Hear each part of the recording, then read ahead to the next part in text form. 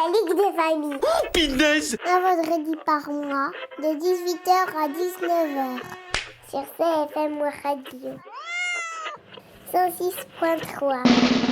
La Meute. 100% témoignage. Bonjour à toutes, bonjour à tous. Bienvenue dans La Meute, le magazine de la Ligue des familles. Familles diverses et multiples, enfants, ados, maman, papa, belle-maman, beau-papa, coparents, parents de cœur, grands-parents, vous toutes et tous qui faites partie d'une famille, votre famille, qu'elle soit grande, petite, comique ou originale, ce magazine est fait pour vous.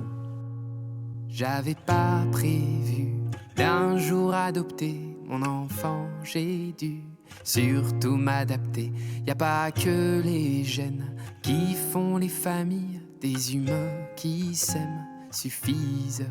Et si l'averse nous touche, toi et moi, on la traverse à 2, à 3. Et si l'averse nous touche, toi et moi, prends ma main de beau papa. Pour ce premier magazine, j'aimerais commencer avec cette jolie citation d'Olivier Adam, qui résume bien le ton que nous avons envie de donner à notre magazine de la Ligue des familles. C'est ça la famille, des gens qui vivent ensemble, sans rien avoir à se dire, qui s'aiment sans raison. C'est ça la famille, une petite meute animale. Nous sommes donc La Meute, le nouveau magazine mensuel de la Ligue des familles, 100% témoignage sur CFM Radio. Vous nous retrouverez donc chaque mois sur le 106.3.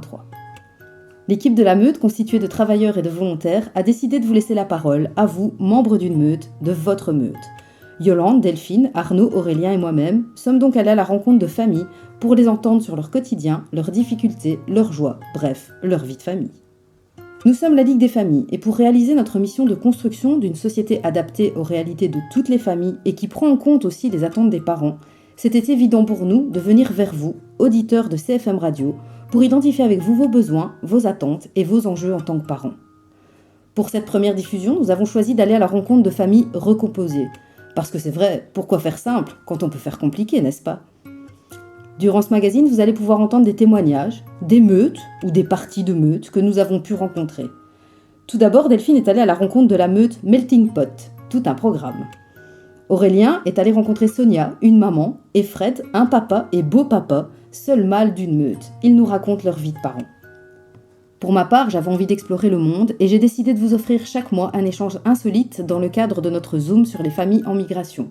Dans ce cadre, je suis allée rencontrer Ornella. Et enfin, Yolande, notre Madame Volontariat à la Ligue des familles, échange pour vous avec Christophe Cocu, directeur général de la Ligue des familles, mais membre d'une meute avant tout. Je vous souhaite donc une excellente écoute, un excellent moment en notre compagnie, et n'hésitez pas à nous contacter à d.hubert@liguedesfamilles.be si vous aussi vous faites partie d'une meute particulière et que vous avez envie de vous exprimer. Je vous laisse avec Vianney, mais avant cette première émission, nous avons envie de la dédier aux nombreuses familles touchées par le drame survenu le 20 mars à Strépy-Bracny. Nous pensons à eux. Je t'attendais pas, je te laisserai pas. Même sans le même sang, on s'aimera. Non, je ne volerai jamais la place du premier qui t'a dit je t'aime. Sur ton visage, on voit son visage et c'est ainsi que tu es belle. De vous à moi, c'est moi j'avoue qui me suis invité dans sa villa, dans la vie où elle n'a rien demandé. Et si l'averse nous touche, toi et moi, on la traverse à 2, à 3. Et si l'averse nous touche, toi et moi, prends ma main de beau papa. Je t'attendais pas, je te laisserai pas. Même sans le même sang, on s'aimera.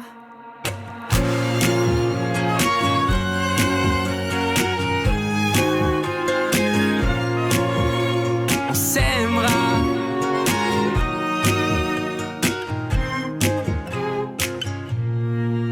J'avais pas prévu d'un jour adopter en vérité nue. C'est toi qui l'as fait, y a pas que les gènes qui font les familles du moment qu'on s'aime. Et si l'averse nous touche, toi et moi, on la traverse à 2, à 3. La Ligue des familles. Pinaise! Un vendredi par mois, de 18h à 19h. Sur CFM Radio. 106.3. La meute. 100% témoignage. Présentez-moi chacun des membres de votre meute. Alors, je suis Michel, je suis le papa et l'époux d'Aurélie et le papa de 4 enfants. Donc moi je suis Aurélie, je suis la maman de Léo et de Juliette. Et moi, Michel, j'ai eu aussi 2 autres enfants d'un précédent mariage, Sacha et Célia. Ok. Alors, si vous deviez donner un nom à votre meute, ce serait lequel? Un adjectif? Quelque chose qui... Voilà, c'est un peu le melting pot, hein, parce que c'est une association de bric et de brac. On a 2 enfants de mariage différents, avec des écarts d'âge qui sont assez importants.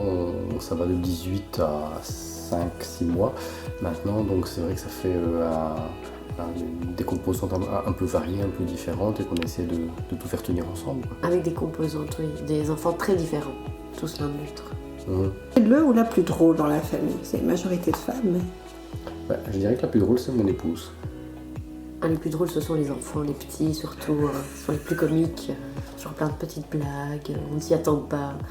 Surtout le petit s'amuse à jouer avec notre assistant vocal, à lui poser plein de questions auxquelles on n'aurait jamais pensé. Il y a un ou une chef dans votre meute? Alors, les dynamiques, elles sont fort différentes selon que nous sommes 6 ou 2, 3, donc les enfants y vont, ils viennent, ça varie assez fortement. Donc on peut dire qu'il y a un chef, un ou 2 chefs chez les enfants, et puis après il y a des chefs parents aussi, et donc c'est vrai que la maman, elle gère un peu la meute. Elle est très très directrice, mais bon, c'est parce qu'elle tient tout en main, donc c'est bien. Mais les enfants ont aussi leur caractère et ont aussi leur façon de voir les choses. On a un petit qui, quand il est terminé, il sait ce qu'il veut. En général, il lâche pas le morceau et il arrive beaucoup à négocier, à réclamer, à revendiquer. Et puis on a aussi des plus grandes qui sont...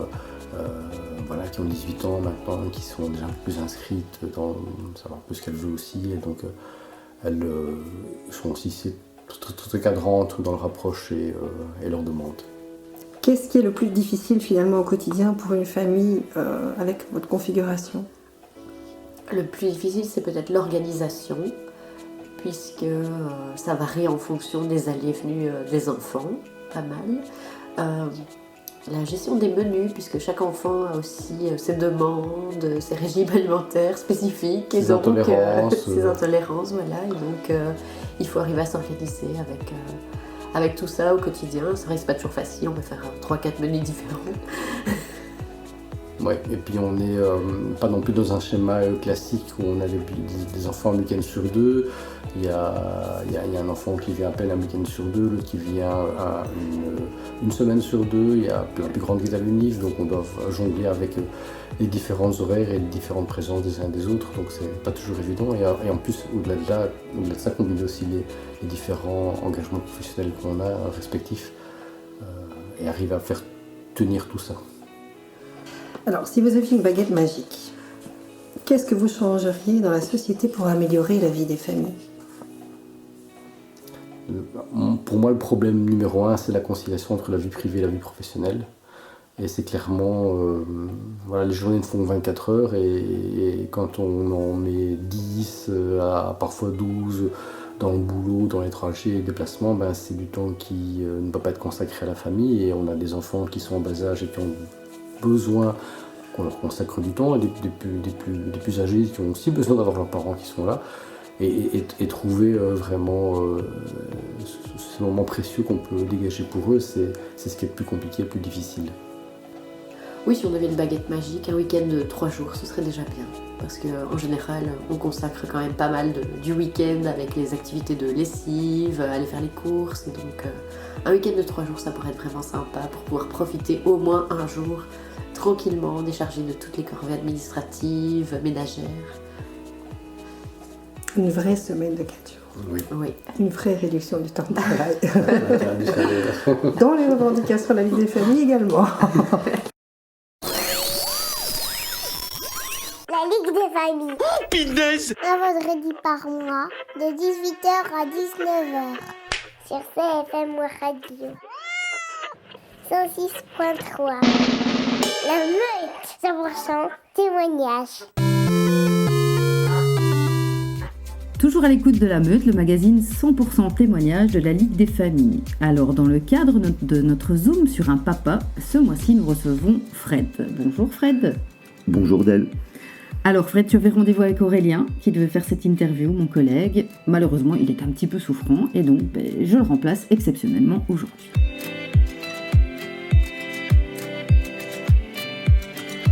Alors Fred, raconte-moi un petit peu ta meute. Eh bien moi, ma meute, elle est hyper dangereuse pour moi en fait, parce qu'il n'y a que des femmes.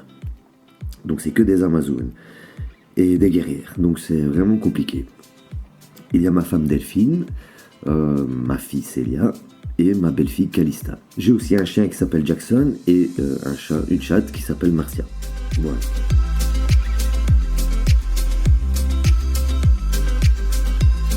À quel moment tu t'es senti papa ? Alors moi je me suis senti papa, réellement papa, à l'arrivée de ma fille Célia, en fait, quand je l'ai eu dans mes bras et que j'ai dû couper le cordon ombilical, enfin on m'a obligé. Voilà, c'est à ce moment-là que je me suis senti papa, réellement papa. Ensuite, voilà, j'ai aussi une grande fille, une belle fille Calista, et je l'ai rencontrée, elle avait 8 ans. Aujourd'hui, elle en a 15, donc j'ai eu quand même déjà 7 ans d'apprentissage, mais avec un petit trou dans le début. Donc je suis en train de remettre les pièces du puzzle dans le bon ordre. Et voilà quoi, donc je me suis senti réellement papa à l'arrivée de Célia.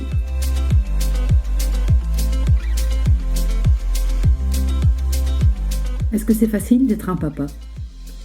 Non, c'est pas facile, c'est vraiment pas facile tous les jours. Et celui qui dit que c'est facile, je ne le crois pas une seule seconde.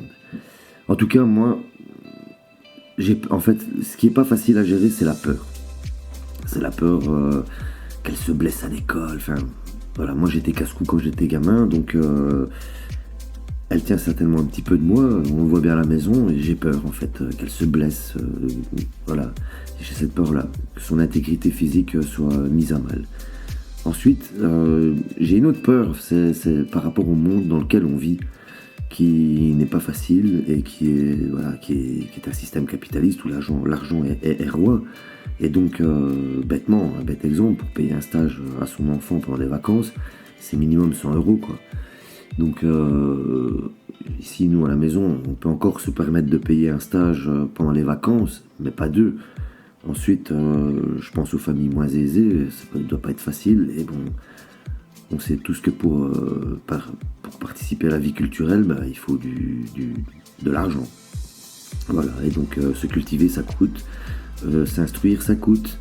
Voyager, ça coûte. Et c'est ça qui me fait peur, c'est si un jour je n'ai plus de travail, que les conditions de vie se durcissent encore, qu'est-ce que je vais faire ?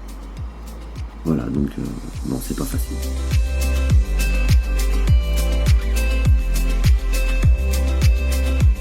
L'allongement du congé de paternité, tu en penses quoi ? C'est une bonne chose en fait, tout simplement parce que moi j'ai eu la chance d'avoir un congé de paternité de presque 2 ans, je pense. Parce qu'à l'arrivée de Célia, je me suis retrouvé au chômage, donc j'ai passé beaucoup de temps rien qu'avec elle pendant que ma compagne travaillait. Ensuite il y a eu le confinement. Donc j'ai passé aussi beaucoup de temps avec elle, ça a créé des liens hyper forts, quoi. Et ça, personne ne pourra jamais nous les enlever. Donc oui, je suis pour, et puis ça remettra un petit peu l'homme au même pied d'égalité que la femme. C'est un peu bizarre ce que je raconte, mais c'est ce que je pense. Le papa, il a aussi des responsabilités. Et il y a ce côté contact humain, donc ça peut pas se jouer que sur les épaules de la maman, quoi. Et ça permet de tisser vraiment des liens forts. Et je conseille à tout le monde de vivre ce que j'ai vécu. Et qu'est-ce que tu aurais envie de dire à l'homme que tu étais avant de devenir papa ? Ah, ça c'est chaud. En fait, je lui dirais, écoute mon pote, accroche-toi bien parce que ça va pas être facile. Ça va être génial, mais ça va pas être facile. Donc accroche-toi bien, mais ça va être que du bonheur. Merci Fred. Merci Del. La Ligue des familles. Un vendredi par mois, de 18h à 19h. Sur CFM Radio. 106.3.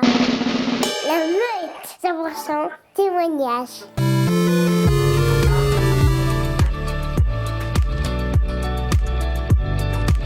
Bonjour Sonia. Bonjour.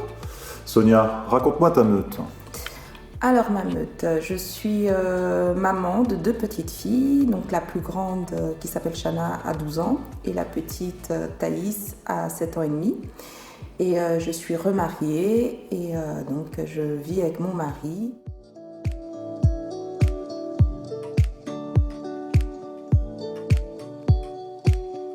À quel moment tu t'es sentie maman ?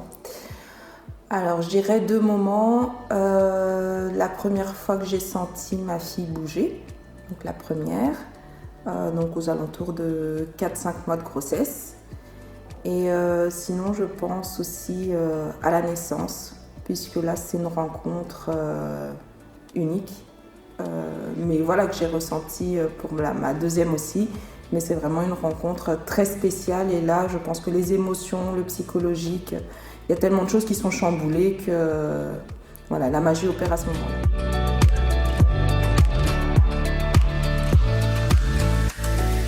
Est-ce que c'est facile d'être maman ? Non. Alors je pense qu'on ne nous dit pas tout, on ne nous prévient pas assez. Comme je disais, c'est magique parce que c'est de l'amour incomparable. C'est une relation qui est unique en son genre, c'est très particulier. Mais en même temps, c'est beaucoup de stress, beaucoup d'angoisse. C'est toujours courir, c'est toujours faire à la place. Enfin, je sais que c'est pas bien, mais c'est souvent faire à la place d'eux. C'est penser à énormément de choses. Mais je pense que ce qui est le plus difficile dans le rôle de maman, c'est l'inquiétude qu'on a quasiment tous les jours de s'assurer que tout va bien pour ses enfants. Voilà, mais après, je pense aussi qu'à chaque différentes étapes de la vie de l'enfant, quand il fait ses premiers pas, ses premiers sourires, quand il rentre à l'école, voilà, il y a différentes étapes qui font que le rôle de maman change et évolue. Et puis quand c'est son premier enfant, on apprend, mais on découvre. Et quand c'est son deuxième enfant, on apprend encore de nouvelles choses parce que chaque enfant est différent. Et donc il faut s'adapter à la personnalité de son enfant. Donc je pense que le rôle de maman, on va se le découvrir à un moment donné, mais on l'apprend à chaque étape de la croissance de l'enfant.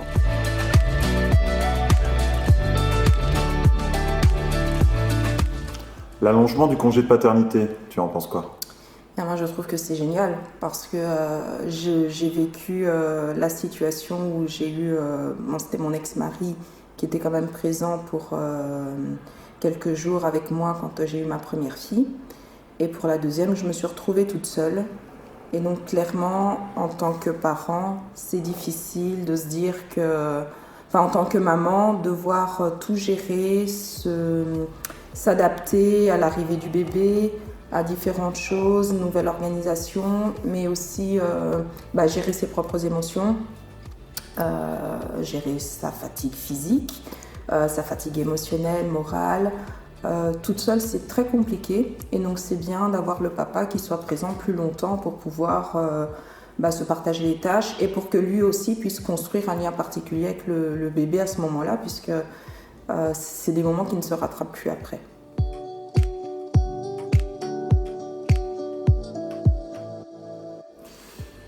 Qu'est-ce que tu auras envie de dire à la femme que tu étais avant d'être maman ? Alors, moi j'ai été une jeune fille très peureuse, très stressée, très peu sûre d'elle, manque de confiance en elle, mais cruellement.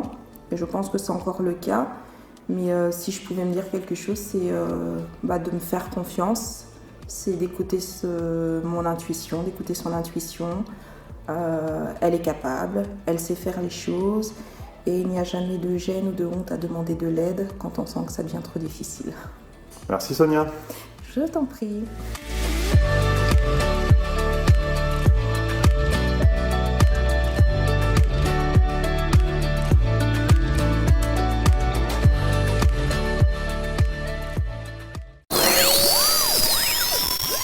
La Ligue des familles. Oh, punaise! Un vendredi par mois, de 18h à 19h, sur CFM Radio. 106.3. La Meute, 100% témoignage.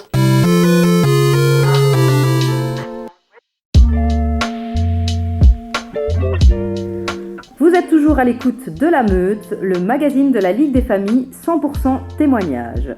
Aujourd'hui, dans notre Zoom sur les familles en migration, nous recevons Ornella. Ornella, bonjour. Bonjour Delphine. Alors, Ornella est volontaire à la Ligue des familles sur un projet un petit peu particulier. Elle nous en parle tout de suite sur La Meute. Mais d'abord, Ornella, qui es-tu ? Alors, j'ai été prof toute ma vie, j'ai été enseignante et je suis à la retraite. J'ai été prof de langue.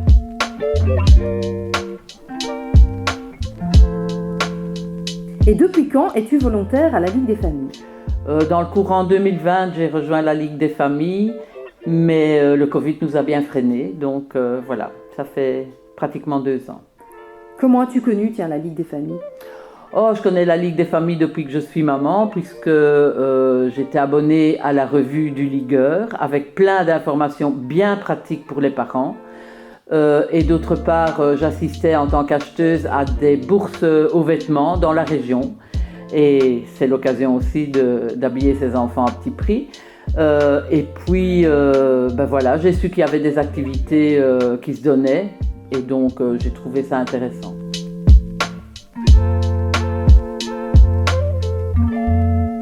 Et dis-nous un petit peu, maintenant que tu y es volontaire, tu fais quoi exactement à la Ligue des familles ? J'anime un atelier de français pour des personnes dont ça n'est pas la langue maternelle. Ce sont des adultes qui se réunissent plusieurs fois par semaine à la maison de quartier de Morage. Et personnellement, je viens une matinée par semaine. D'accord. Et pourquoi tu t'es engagée dans ce projet si particulier ? Étant de formation professeur, il me plaisait de continuer de partager des connaissances. Et en fait, le but de mon atelier, en tout cas, c'est d'apprendre le français utile. Ça veut dire que, par exemple, les personnes ont besoin d'aller chez le médecin, il faut qu'elles puissent expliquer où elles ont mal, autrement qu'en montrant le lieu. Donc, par exemple, on a vu les parties du corps. Si je vais au magasin, je dois me faire comprendre pour savoir ce que je veux acheter et je dois comprendre aussi ce que le commerçant me répond. Donc voilà, c'est du français utile.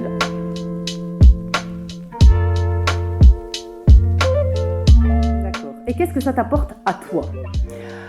C'est le plaisir de partager des connaissances, ça j'ai déjà dit, mais surtout le plaisir de rencontrer des personnes qui ont besoin d'avancer dans la vie et des personnes d'horizons et d'origines diverses. Ainsi, au prix de l'essence, je voyage gratos parce que je connais un peu plus la Russie, la Macédoine, la Tchétchénie. J'apprends sur leurs habitudes alimentaires. C'est vraiment un chouette échange en tout cas. Génial.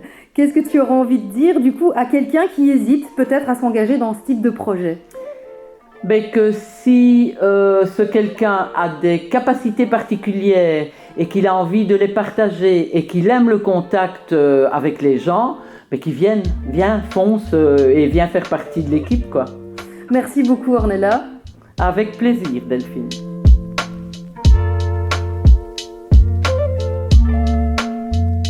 Alors, si vous aussi vous avez envie de vous investir dans un projet à la Ligue des familles, n'hésitez pas à nous contacter à volontariat@liguedesfamilles.be. volontariat@liguedesfamilles.be.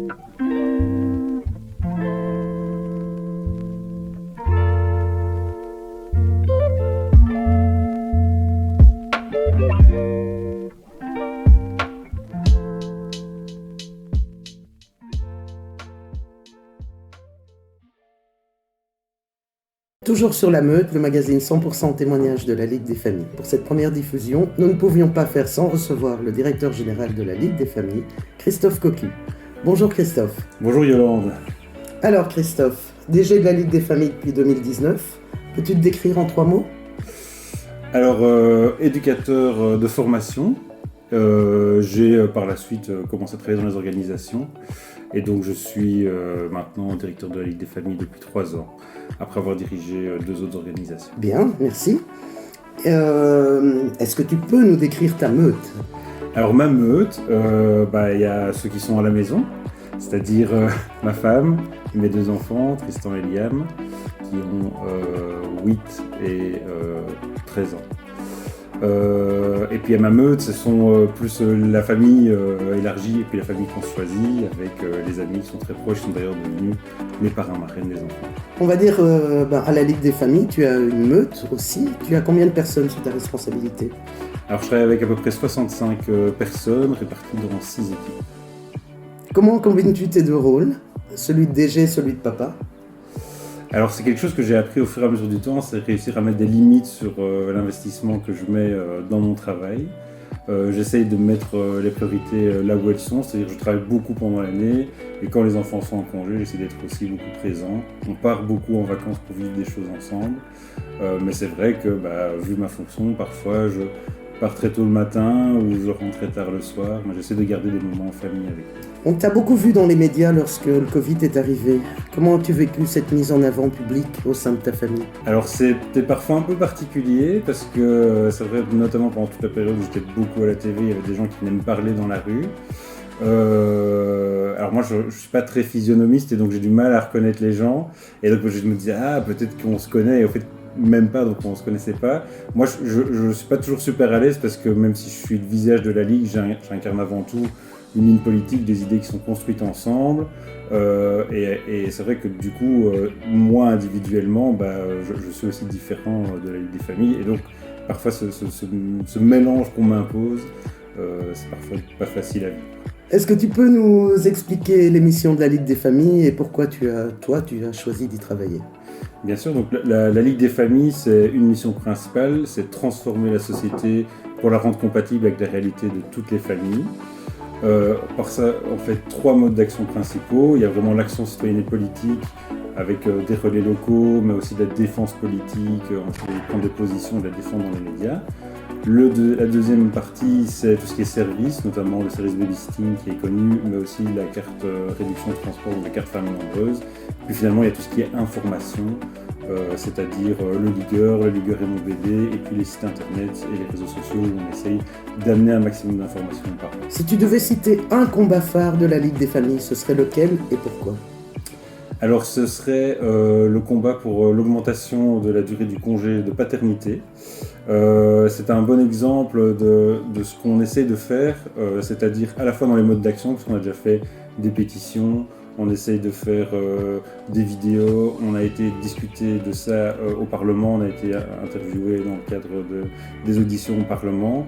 C'est aussi un combat qui est pour l'égalité des genres, puisqu'au fait le congé paternité c'est aussi un soutien à ce que les papas ou les coparents prennent sa place quand le bébé naît et qu'il y ait moins de charge mentale pour la maman, mais aussi sur la question du lieu du travail.